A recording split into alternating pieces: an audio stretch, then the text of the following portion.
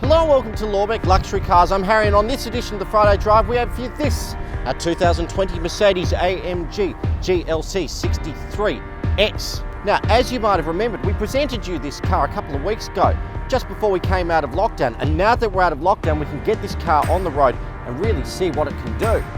Now, because it's pretty hot and I'm very uncomfortable in this jacket, and I'm kind of excited to get in and drive this monster of a car. Let's not go through all the specs and all the details just yet. Let's just get in and drive it, and we'll cover that as we go along.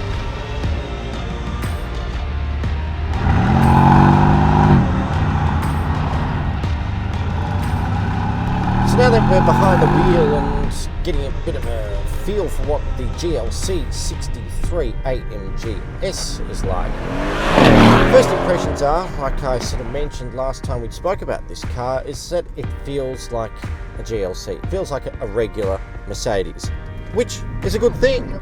It's always exciting pulling up the lights in this thing, because as soon as it turns green, you get to put your foot flat to the floor, and in this, oh, it's quite the experience. And if I kept my foot flat a little bit longer, I would have got to 100 kilometers an hour in just 3.8 seconds. And in a car like this, that's pretty quick. It's got all the right tech, it's got all the right gizmos. I've got, my radar cruise control, I've got selectable suspension, I've got selectable exhaust, climate control, heated seats, lumbar support, electric, this, that and the other, the great big panoramic sunroof, all the buttons and buzzers to make sure that I don't crash into anything, and if I go up the back of someone a bit too quickly, it'll alert me. Heads up display, so I never have to take my eyes off the road. Everything's very, very good, and particularly all this new infotainment thing. But it's when you look at the finer details. Obviously I'm holding onto an Alcantara steering wheel, which hints at some performance. I've got little knobs on the thing which I can select to make the exhaust louder or quieter if I feel so inclined. Of course, I always have it on loud mode. And little buttons so I can select my own individual driving mode, and if I want to be boring I can put it to comfort, so everything is like driving any other GLC200 perhaps. But when you drive a car like this, the question that you're always sort of really looking to ask yourself is, what's really the point of it? What's the point of having a mid-size SUV with 5 seats and a reasonable size? But what's the point of it having a 375 kilowatt twin turbo 4 litre V8 and a brand new gearbox with a zillion gears in it, and performance that would make Lamborghinis from only 5 years ago weep? The truth is, there is no point. And that's exactly why I love this car. It pushes the boundaries for no other reason than why not?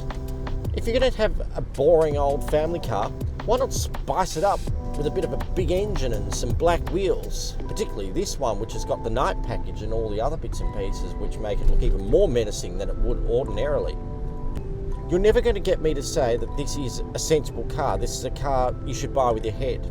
Of course not. It's a ridiculous car, stupid in fact. But it's a car you buy because it is just so ridiculous. It is so much fun. Just being able to drive along and listen to that V8 burble, and when you come off the accelerator after giving it an absolute bootful, hearing the bangs and pops. It's just thrilling, it's exciting. And to be able to do that in a family car and not have to resort to going to a tiny little sports car which you'll scrape the nose on every time you drive it into your driveway is pretty good compromise, I would have thought. And don't think for a second that this car handles badly, because it doesn't. It rides very flat, it's very compliant. The steering, even though I'm pretty sure it's that new electric system, it still gives a reasonable amount of feedback. And you always get a sense of what each corner of the car's actually up to.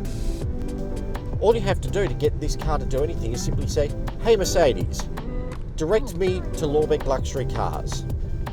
No addresses available for your selection. That's a shame. Had I have entered the address for the showroom, it would have just automatically taken me there straight away, without taking my hands off the wheel or anything else. How good is that? It's Siri, but Mercedes. And at this stage you're probably thinking, yes, where do I sign the dotted line? I'm ready to write out a check. But, as I predicted, last week, well, 2-3 weeks ago, whenever it was, when we did an in-showroom sort of Friday driving review of the car. I predicted that this car would be sold by the time we do a Friday drive. And, as a matter of fact, it has. I actually got the call about an hour ago, halfway through filming, saying that I need to bring the car back because it is sold and it needs to be delivered. So, that's exactly what I'm doing. So, if you want a GLC63-AMG, you're going to have to be quicker next time. And when we get our next one, don't dilly-dally around, because these things go as fast as they accelerate. And as always, we'll see you next week.